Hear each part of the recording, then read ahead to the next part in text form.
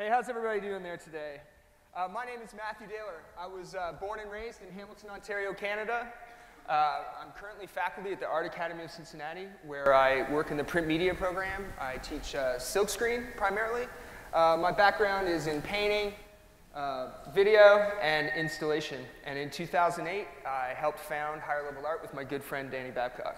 Danny Babcock, born and raised in Indianapolis, Indiana. I spent about 5 or 6 years in Seattle, Washington before moving here to Cincinnati. I come from a strictly commercial and freelance art history of graffiti, sign painting, scenic painting. Most of the ideas that we are bringing to you guys today come directly from the work we've been doing since 2008. What we're really interested in is transforming spaces, creating a real, handmade, non-digital, non-filtered experience. We started really thinking about this in relationship to social spaces, the work environment, and classrooms. We were approached by Covington Independent Schools to create some themed rooms based around their curriculum. You guys have all been in schools and you've thought about academic spaces. These are pretty boring, all right? They're very bland, very sterile, really not a lot happening there, all right? First, these are places where English, history, science, and those types of things are taught. These are really, really blank and boring. What we wanted to do was to think about how we could control this environment and make it more unique and better for other students. Physical education, very important, right? These are things that we think about constantly. And so what we wanted to do was to really transform these environments. You gotta keep in mind that most of these kids come from a world of like Wi-Fi and HD, Blu-ray, instant access to digital entertainment. If it isn't digital, it isn't real. So we try to bring that digital energy to these classrooms, put them in a space where they have tons of pride and ownership in their surroundings. They treat the space with respect.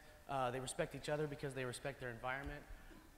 This room, this is a creative writing English room, genre in the text on the wall. In the text meaning, that's one of the most boring things you can tell a student in class is, look it up, it's in the text. They don't want to hear that, but you put the most boring thing on the wall, they're entertained by it. Miss Wolf had all kinds of behavior problems. Her wall was drawn on with Sharpies and such, so we made it sedated, coffee shop, bistro, loft-like. Now all the students, treat each other with respect and love the space. Math, science, Cosmos, classic high school equation type room. Just tons of entertainment, competing with the world of entertainment they're coming from and making them want to be in school. The classroom more interesting than the hallway. A world geo room, critical thinkers, good world leaders. The map there. We got right over the chalkboards, the conduits, electrical structures and such, antiquated features of the school that they don't use chalkboards anymore, so we just use it as a wall space, go right over it. Obviously, this is a constitutional and government space, giving the kids pride and interest in government because it matters. Physical activity, turning this gym, this was a dust-covered gym that had been abandoned for like 5 years up in Madisonville here in Cincinnati, turning that into a jungle where they can act like wild animals. Because they shouldn't do it in the classroom, they should do it in the gym, and they don't even want to go to gym because everybody's lazy, but you make the gym entertaining and then they can act like all the animals they want to be. The scope of this gym is huge. I spent 6 weeks in there, 12-hour days solo, all spray paint, air conditioner blowers and such, just turning that whole place out. This band room, that's another mega space. Dayler, you can talk about that. Sure.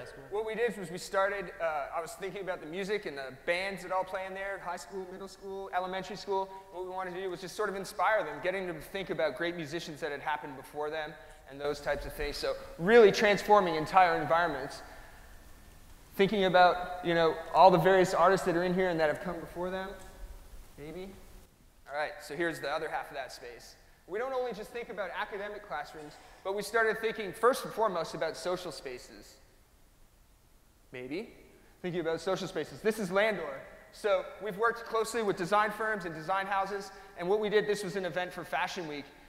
What happened was we painted an entire city block, and what occurred was they actually had a party that happened on top of this. So we're really interested in creating graphics and environments in which people can think in a positive way or in an energetic way about what has been done. In fact, that street is still riding today. The mayor was at that event and pardoned it. We were supposed to actually power wash it at the end of the night, but it's still there so you can see it. This is the Hankey Building on Main Street. We were invited by Vitamin Water and Midpoint Music Festival to transform the environment. Midpoint isn't only about music and it's about fashion and art and those types of things. So what we did was we took this very boring, sterile environment and created it into something a lot more. Hopefully. A lot more. A lot more. Here we go. So we painted floors, walls, etc., to create an environment in which people could engage, be a little bit warmer, stimulate your senses. That's really what higher level art is all about. We really want to engage the viewer, think about things conceptually, and really just make people's minds spin in circles when they see all the colors and flavors that we present.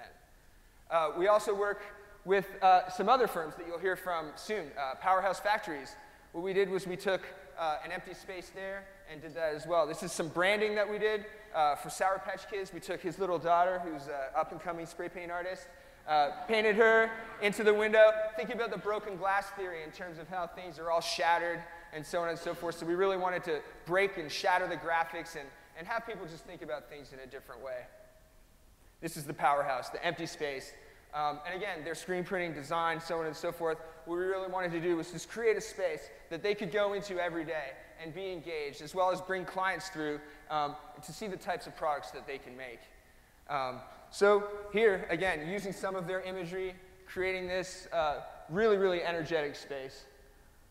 We've also thought about Ionic Collective, which is right here on Vine Street. They do urban marketing. And so again, when their clients come in, we want them to be in a really energetic and positive space that will help people think about what's going on. You know, we don't always just think about this type of space, though. Yeah, I was going to say, that's, you know, corporate offices are great. You know, creative thinkers like to be in creative spaces. But I really want to paint a jail, because to me, a jail is a school on steroids. You know, it's a city-funded institution that you're supposed to be producing viable, you know, people in society that are supposed to contribute. You know, schools don't take people back when they do wrong. Jails always take people back. We want to send people out of these buildings, you know, inspired with hope for the future and new skills, at least the desire to gain new skills. I absolutely want to paint inspiring images on jails. FRCH, local local design firm here downtown. What we wanted to do there, this is a place that services people all around the world. They create unique environments, and when we went in there, the walls were white, very plain. We were thinking like, wow, all these creative people work here. So when they invited us to come and do a permanent installation in there, well, permanent in that we're going to probably redo it every year to make it fresh. What we've done is we put a time lapse together of that event. So what we want to do is give you guys a taste of what it is, what it's like when we actually transform a space. So hopefully this video is going to play right now. I hope. Yes? There you go. It's up there. Oh, yeah. Really, in general, I know we just kind of fly through all these images and eye candy because, you know, photo speaks 1,000, so I just try to let photos do the talking. But in general, we just want to make areas, environments, spaces that inspire people to be inspired, from pre-K to senior citizens. I want people to be surrounded by inspiration that isn't digital, it isn't plugged in. You know, just actual outside of the box, while you're contained in the box that is a classroom or an office, you know, having that fourth wall broken, you know, the being inspired to be inspired. So I want to thank everybody for listening to us. You know, we're going to be back a little bit later on to show you what we've been doing around here for you guys today. You might have seen some of our artists out in the hallway working. Well, we're going to reveal that to you guys a little bit later on. And again, thanks very much. Thanks, TEDx, and we'll see you guys again later.